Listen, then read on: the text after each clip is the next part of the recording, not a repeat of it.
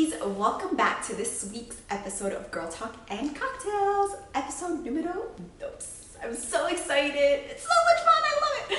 Okay, so if you don't know what I'm talking about, go watch my first video, obviously. And two, it's just, kind of where we do harmless gossiping, you girls and I, and we chit chat about everything and anything that we want. So nothing to do with hosting, or dinner parties or celebrations, although that's extremely important, so do it up. Okay, so this week's 3 topics. Ready? Number 1, criticism. So this week I had someone on Instagram DM me and basically ask me, or not ask me, they were just like, oh my god, we love you, blah blah, which, she was so nice, and I think she was a little concerned that she was gonna hurt my feelings, which she didn't at all. Like, I really, really appreciate the feedback as long as it's constructive. Or she was basically like, it seems like you're a little nervous on camera, so I don't know what word to use, but it feels like you're coming off as fake. I was like, oh my gosh, like obviously that is not my intention at all, but I'm here to tell you people that it is nerve-wracking. I started YouTube a little bit ago. I am no expert by any means, so I'm really just trying.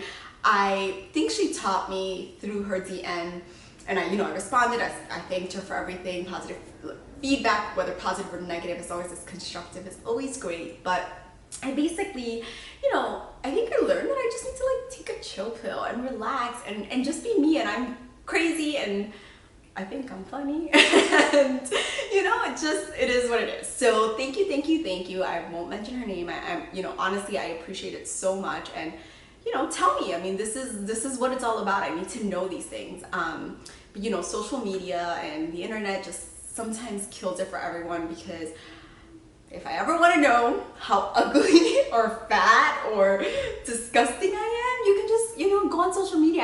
I don't understand how these people literally, it's like laughable. I don't know how these people sit there and just spend time telling other people how horrible they are. It's crazy. I would never do that. It's insane. Okay, who cares? On to the juicy stuff. I'm so excited. Okay, I'm gonna put my glass down because this requires hand movement.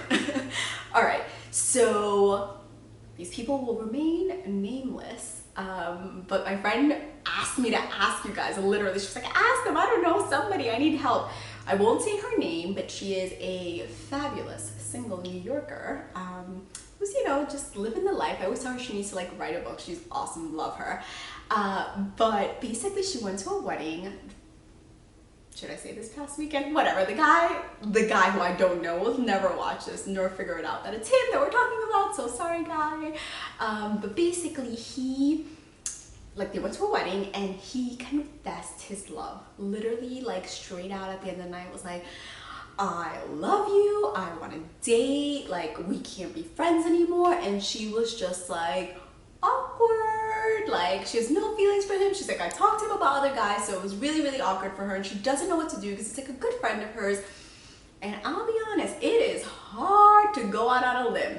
When I was dating my husband, this is a true story, and he hates this story because it's so bad on his part, but I literally, we were serious, we were dating for a while, I was, we were serious. So I said to him, if you know my husband, not because he's my husband, he's really such a sweet, very gentle type of person. So here I was oh, I can tell him this and we're fine, So I said I loved him, and he literally looked at me and goes, I don't think I'm ready to say that. I was like, what? Are you kidding me? Oh my god, I had never done that with anyone before. And I'm the one guy I think, it's doesn't happen. So it was mortifying. So I feel the guy for sure, my perspective. He must be oh my gosh, I put myself out there. And she basically told me no. But she kind of wants to know, so have you been in this situation? Have you dealt with this? Because if you have, leave comments below. She needs help. And I'm actually, because we're gossiping here, I'm curious to see what you guys say, or what the stories are. I live for this stuff. So that's topic number 2. Okay, number 3, and I think this is really cute. Honestly, thank you so much for your feedback on the first video. I got so much positive feedback. I was so happy.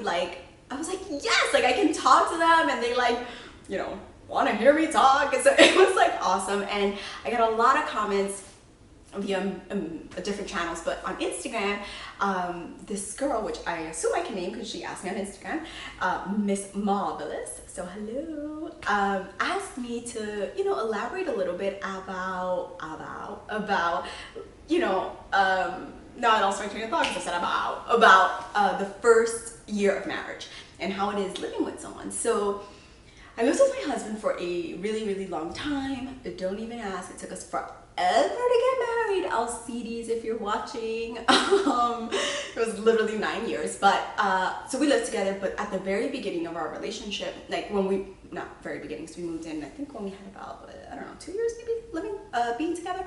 We moved in. Anyways, long story short, like the quirks that you experience from someone that you're like, this, I am going to kill him literally with my bare hands is unacceptable. It is painful. I moved in with my husband, and he is a talker. I mean, so am I, obviously, like, don't worry, I'm aware.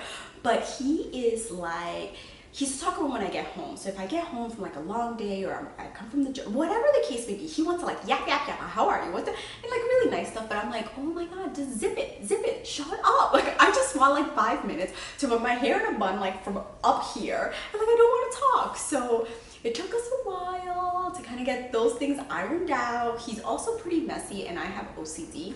So that's a problem.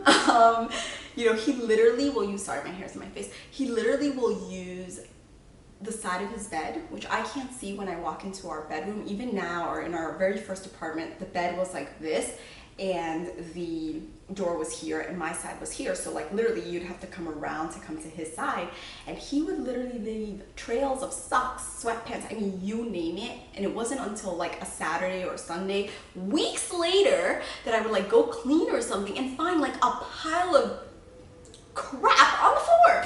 So I'd be like freaking out. So I swear to you, we are going on to, I don't know, I've lost count now. For a long time we've been together, so, and I don't understand like how we made it, in all honesty. So I know for a whole host of reasons, you know, not everybody lives with their significant other before getting married, and you know, totally respect that. But if you're open to it, please do so. You will learn the craziest things about someone and how annoying they can be. I'm here to tell you that's true. They get annoying on your last nerve and you want to tell them to leave you alone. But I love him and I'm glad, I guess it worked out, right? Because it is hard out there. I hope, Miss Marvelous, that this, I hope I'm saying that right. I think so, because it's literally like marvelous. I hope this answers your question. Now, don't get scared, you know, live it up. But if you are willing to live with your fiance, because I think she's engaged, congrats, I would say do it. That is my serious advice. Not that I should be giving advice by any stretch of the imagination, but that's my take on it. All right, my ladies, I am off. I hope to see you all here next week. And I hope, of course, you play my co-host, because we've got stories for days here. Like my friends call me Mother Goose, so it is like crucial that I get all this energy out at least once a week. So thank you so much for watching. Don't forget to leave comments down below. Thank you. Bye. Okay, and the wine went down.